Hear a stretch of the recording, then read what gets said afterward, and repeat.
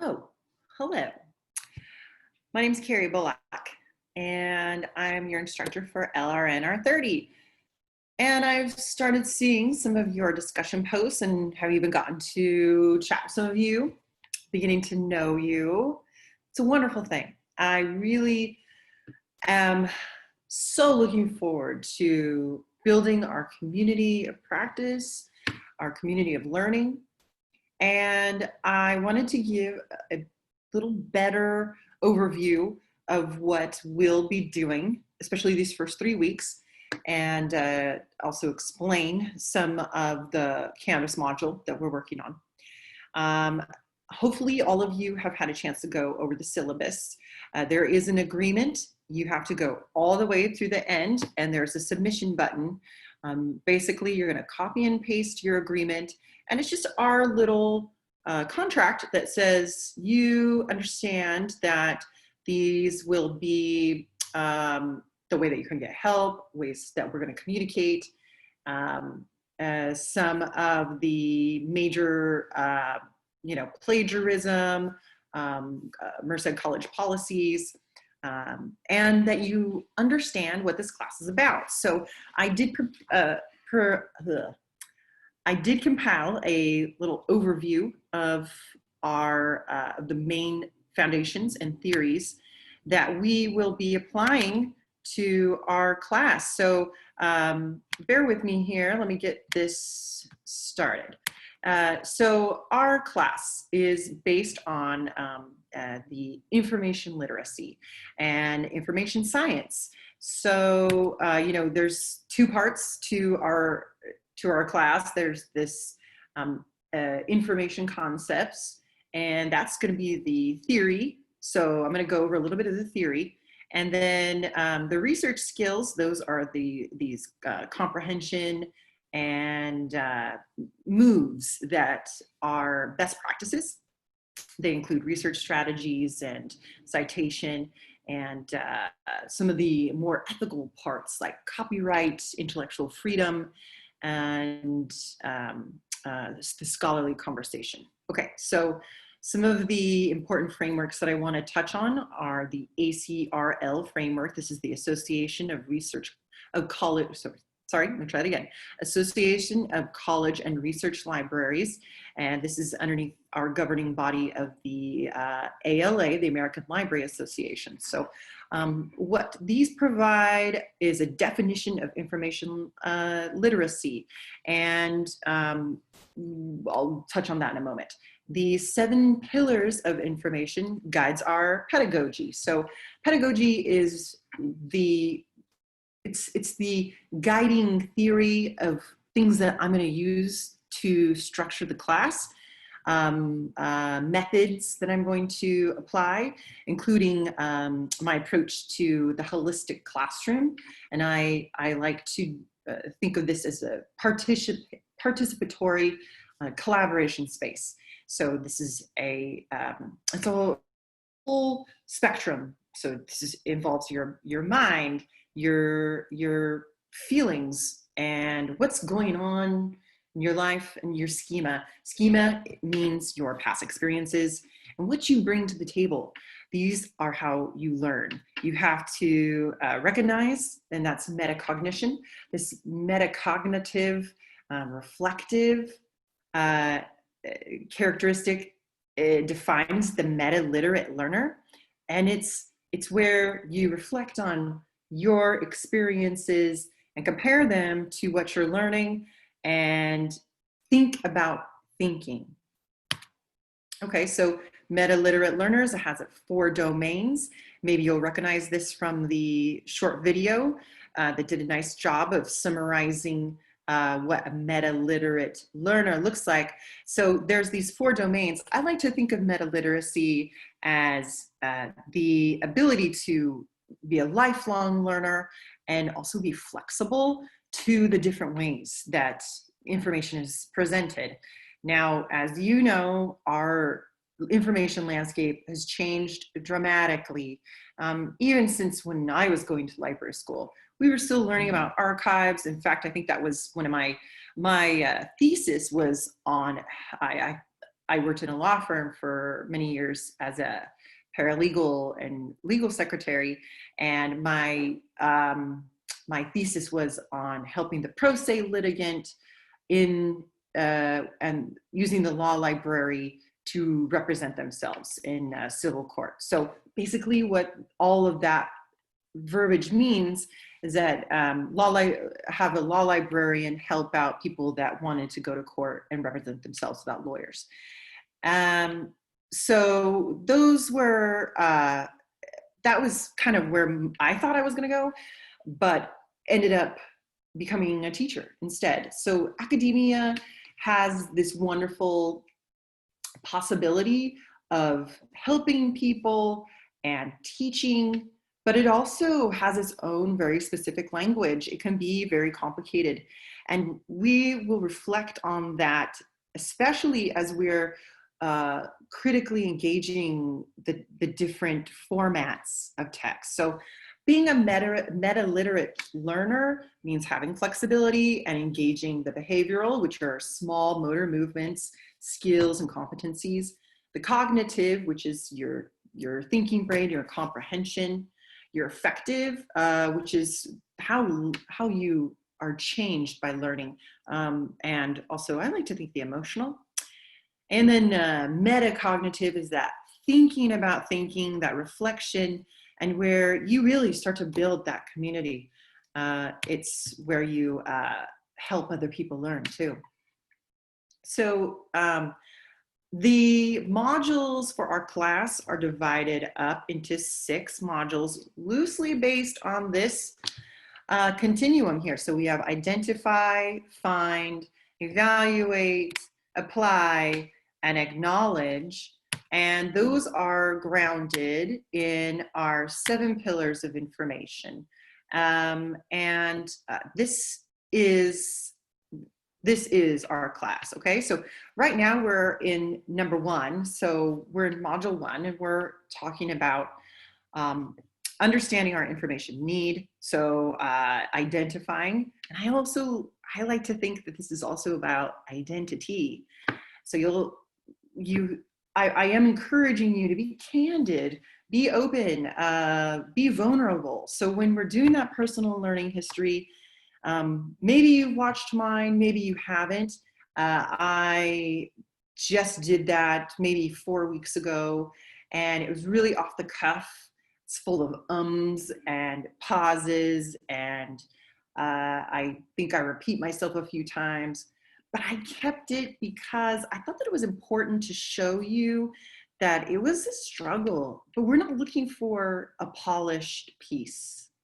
That comes later. This class is about the messy, recursive process that it takes to begin to understand. So we'll move into scoping or scope, knowing what's available, plan, which developing our search strategies, gathering, which is finding what we need, or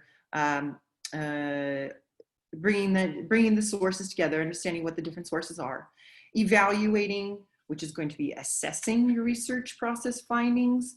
That will be a very important piece because we'll also start to talk about copyright and ethical implications to using information. And then manage is organizing information effectively and ethically. So managing can be, proper citation, and attribution, and making sure that we are using Creative Commons to protect our intellectual property. And then finally, presenting and sharing what you've learned. And I think that leads me to to the ACRL framework. I can go back to the previous slide in a second, but the most important one to me is scholarship as conversation. And when we say scholarship is conversation, this is a important concept to recognize that as we engage, we are pushing the conversation forward. As scholars, this is the way that we communicate that And when I say scholars, I mean that as broadly as possible, because there's so many disciplines, and every discipline talks different, uses a different language. A scientist, okay, that is very, very broad, because within science, there's chemistry, biology, microbiology, uh, oh my gosh, astronomy, I don't know. There's just a million different disciplines. It gets very granular, and every single one has a specific niche way of talking. Even within library science, I thought I would be a law librarian. So I had taken a lot of courses that were geared toward finding, accessing free resources for people to use um, to legally represent themselves. And I think that there's a lot of exciting possibilities for students to become engaged in the learning process. Okay, and then information has value. Now, this is in our technology world where everything's on Google. We have this glut of information, and it's not, you know, it's not so much about finding something, it's about finding the right thing. And that is often behind a firewall. It often costs. And there are these implicit values that are unseen. So we're going to uncover and critically analyze what we're talking about when we say value. All right, so again, this week we are identifying our personal need for information, and there's always more to learn, okay? There's always going to be more. I thought there was a really excellent example from our SUNY text, our information literacy guide, that we will be pulling from extensively. And I thought that let me share that with you, if I can get it pulled up right here. Okay, so here we have this great excerpt. Okay, so the 7 pillars. An individual can be more expert in some areas than others, and has the ability to increase their interest, their expertise. Okay, so this is kind of hitting on that Sheila Tobias text, the insiders, outsiders. So the insider-outsider text talks all about experts and what it means to be an expert, okay? And I really, I love that paper, because the idea of authority, authorship, who gets to make the decisions, those are ways that we evaluate the credibility or the authenticity of a source. But when we see, okay, but the author goes on to say, interestingly, people can become less expert in the areas designated by the pillars. If you learn something and then learn more, you become more adept. However, because the information environment shifts all the time, it is possible people won't keep up and then become less proficient. So just as someone can climb one of the pillars, so too can he or she slip down. Interesting. Our ability to stay on top of this quickly moving information landscape is really important. There's a lot of different ways that people do that. In my field, we subscribe to a listserv, and we get important emails from colleagues all over the United States. Twitter is also a very interesting way to stay on top of new scholarship that's coming out. You tag a distinct niche subject area. So if I, as a librarian, I'm interested in critical librarianship, I can search that hashtag, and from there, I can find analytics that show me this is a hot new paper that came out that is reporting out a very important finding, and I should check it out. or you can also follow particular authors that are leaders in your field. So, for example, our book, The Research Strategies by William Badke, I could look up his last name, Badke, on Twitter and follow him, and he has a really prolific Twitter account, and he links to other important authors and scholars within the field. So this is, kind of getting ahead of ourselves, but this is the way this changing information landscape works, especially when we're talking about technology. Okay, so that said, you guys have a lot to do, so I'm going to stop talking, but I hope to see you all next week on Wednesday. Please get a hold of me if you can't make either of those times.